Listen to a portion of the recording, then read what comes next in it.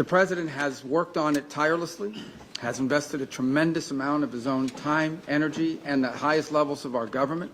We have had meetings in Turkey, meetings in Saudi Arabia, meetings in Alaska, countless phone calls, doing everything possible to bring this conflict to a resolution and to an end. A war that cannot end militarily. It will end at a negotiating table.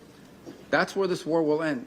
But the longer it lasts, the more people will die, the more will be destroyed. Some of the numbers we are seeing in the loss of life among military personnel, for example, on the Russian Federation side, are staggering. Staggering. In 1 month alone, more loss of life than in the entirety of the U.S. engagement in Afghanistan or Iraq. This war has to end, and we have done everything we possibly can and will continue to do everything we possibly can to bring it to an end. Very generous offers have been made. For example, a ceasefire at the current lines of contact, while all the other details on the future of the conflict could be worked out in terms of future territorial lines. The President has shown extraordinary patience in terms of not assessing additional sanctions in the hopes of having a breakthrough in this regard. And all has come to what appears to be not just a stagnant one, but an era, and we've entered a period of what appears to be potential even escalation, with the historically highest number of strikes we've seen over the last few nights and before. And now we are also watching incursions into neighboring airspace by both drones and airplanes. The President is a very patient man. He's very committed to peace, but his patience is not infinite.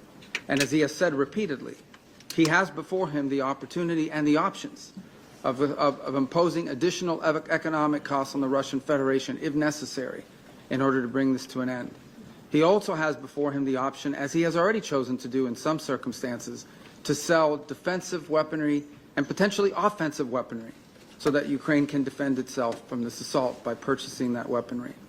So I'm here to say to the Security Council, the United States remains as committed as it has ever been to a peaceful resolution to this dangerous conflict.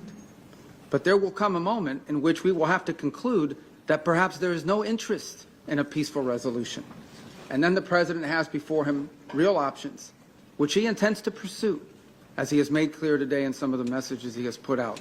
So I strongly urge the Security Council, the member states here, and those who are not part of this as well, to do everything in their power, and including the Russian Federation, to do everything within their power, and the Ukrainian side for that matter as well, but all sides, to bring this war to an end before it becomes something that will last another 3 or 4 years, lead to more destruction, both economic and at the same time a loss of life and loss of property